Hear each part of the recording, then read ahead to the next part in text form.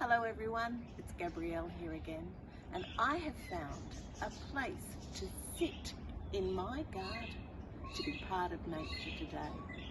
I wonder if you can find a spot to sit in your backyard where you can watch nature as well.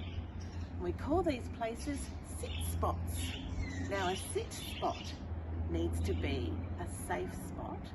It needs to be a place that your mum and dad or grandparents can still see you, and somewhere in the shade so you're not right in the sunshine. But it's a place that you can watch nature around you. So once you find your sit spot, take some big deep breaths and calm your mind, your body, and then have a look around you. Can you see some things far, far away? Maybe you can see some trees in the distance or some clouds in the sky. Maybe you can see really close down to you.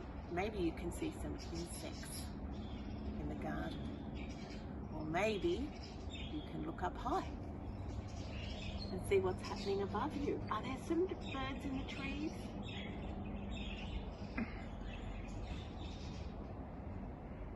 Now have a think. What can you feel? What can you feel under your hands? Maybe you can feel the wind on your cheeks, or your hair blowing in the breeze, or the cold air on your face maybe. Take some big deep breaths. Can you smell anything around you? Maybe you've got a beautiful garden, you can smell some flowers or some herbs growing in the garden. And now let's have a listen to the sounds around us. Close your eyes and have a listen. What can you hear in your garden or in your sit spot? I can hear lots of birds around me. Can you hear some bird sounds? I know you might be able to hear some sirens or some cars or some people talking, but try really hard so you can just hear those birds or those insect sounds. And I'm thinking, I wonder what kind of birds are making that sound. I wonder how far away they are. And I wonder what they're doing. So from your sit spot today, I wonder if you can have a good look around you and see if you can see those birds that are making those sounds. And I've got some pictures of some birds here, which are some of the birds that you might see in the Cumberland area. The first bird is the white cockatoo. You might hear him squawking as he nibbles food, maybe from the gum trees around you, or flies with his friends above you. Maybe you might see some pigeons. Now, especially if you live in a unit or an apartment, pigeons like to sit along the edges of the windowsills, and they make that lovely gentle cooing sound. You might see some of these birds, the black and white magpies. It's almost nesting seasons for magpies. They'll be building their nests and laying their eggs. So we need to be very mindful of the magpies at this time of year. You might be lucky enough to hear this bird. A kookaburra. I know there's lots of kookaburras in the Pemulwuy area. Maybe you can see a kookaburra from your sit spot. Now, if you live near a park, you may have some of these birds visiting you, because they certainly love parks and they love to eat the rubbish from the garbage bins as well. And this is the ibis birds. It's the biggest bird that you'll probably see today. He's got a very big, sharp beak, helping himself to some bugs and worms from the soft ground. And this is one of my favourite birds. I'm lucky I have lots of these around my house. They're the rainbow lorikeets, and they love to eat the nectar from maybe grevilleas or bottlebrush, or even the flowers from the eucalyptus trees. The most beautiful birds to watch because they're so colourful. And one bird that I'm pretty sure everyone will see today is the myna bird. because there seems to be lots of myna birds here in the Cumberland area. So they're the ones you might see hopping from tree to tree, and they're the ones that you might hear around you. There's so many wonderful things to see and notice from your sit spot. And you know what? Sit spots just aren't great for children, but also it's a really good thing for a grown-up to find a sit spot, just to come out and to take some big deep breaths and notice what's happening around us. I wonder where Christina's sit spot is in her gigantic backyard. Let's see.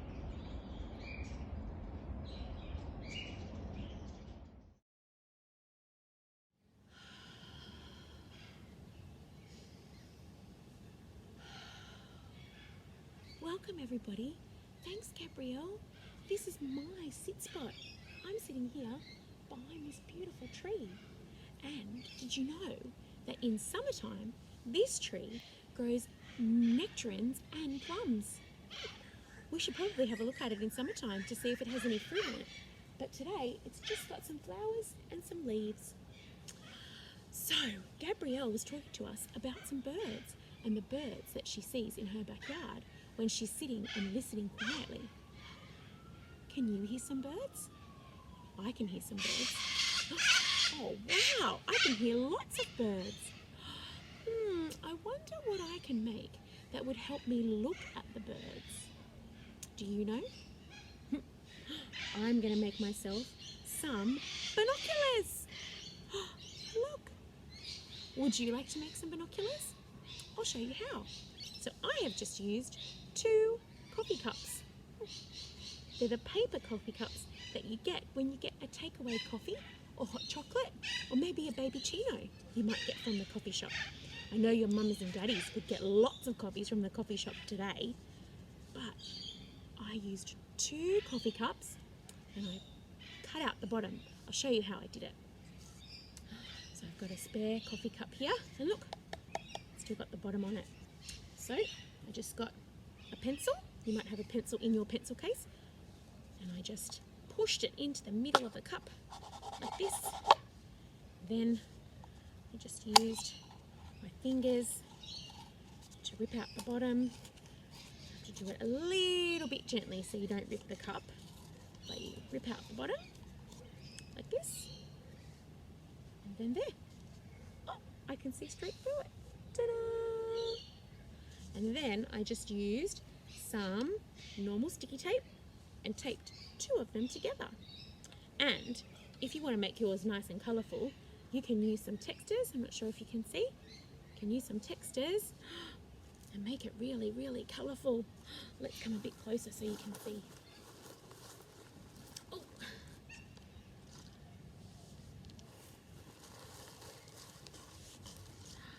Here you go. You might be able to see that. No. There. It's nice and colourful. I just used some normal textures. Let's see if I can draw something else on my... Let's see if you know what this is. Ready? I'm going to do some circles. Circles, circles, circles. Some little feet. And some antennas. Smiley face. What does that look like? Can you see? It's a little caterpillar. How funny. Let's go exploring in the backyard with our binoculars. Are you ready? Wonder what birds I can see up in the trees. You guys, I've spotted something very special. Would you like to come and have a look?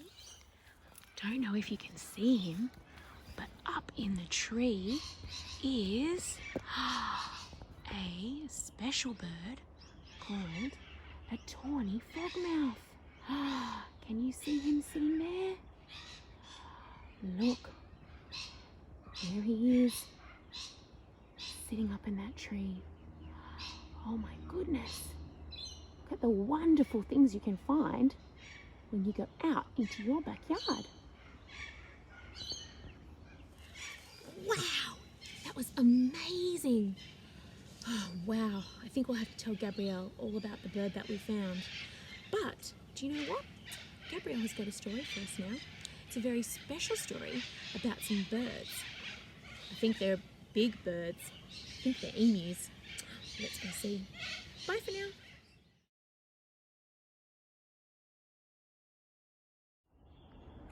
At the Bush School, we recognise that Aboriginal people have been teaching and caring for children on this land for many, many years. And so our acknowledgement to country is a very important way that we start off our story times. So, can you have a feel of the ground underneath you? What can you feel today? Can you feel some grass, or some dirt, or maybe some sticks? Are you ready? Here is the land. Here is the sky. Here are my friends, and here am I. We thank the Darug people for this land on which we share our story today. And last week it was National Aboriginal and Torres Strait Islander Children's Day. So today we've chosen a story by an Indigenous artist and illustrator called Emus Under the Bed. And there's lots of birds in this story today, just like the ones we've been discovering around our own Cumberland area. And it's by Leanne J. Edwards. And on the front cover of this book, I can certainly see some baby emus. There's 1, 2, 3, 4, 5, 6. And when we're at Central Gardens, at the wildlife area, we love looking at the emus. They've got 3 emus that live there. Emus under the bed.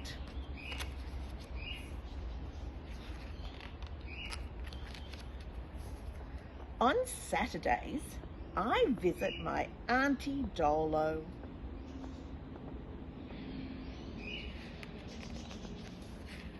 Come in, Auntie's girl, she says. Do you want to help me make some feather flowers?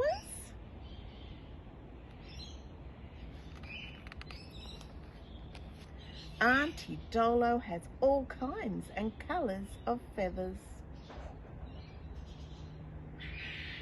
I can see a white cockatoo there.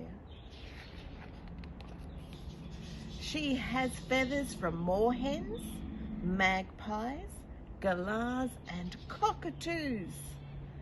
See, this one comes from a guinea fowl, and these ones I got from a tawny frogmouth, Auntie Dolo says. Oh my goodness, look how many birds are in Auntie Dolo's backyard. Did you find that many birds when you went looking? She shows me how to arrange them together and wrap cotton around them to fix them to the wire. Time for lunch, hey, says Auntie Dolo.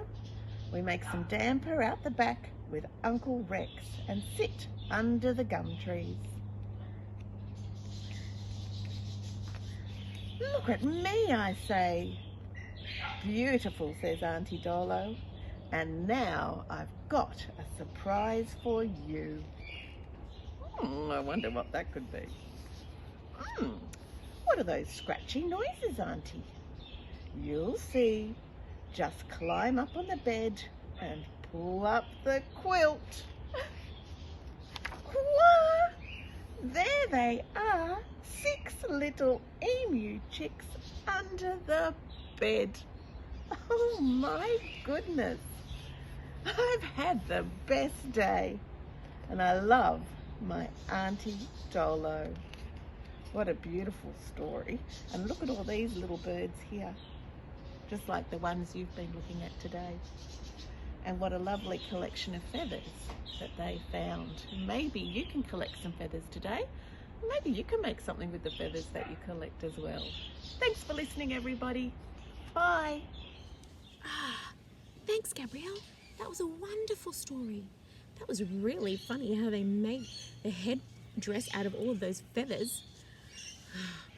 Make sure you guys tune in next week when we talk all about leaves and all the leaves that you can find in your backyard. See you then. Bye.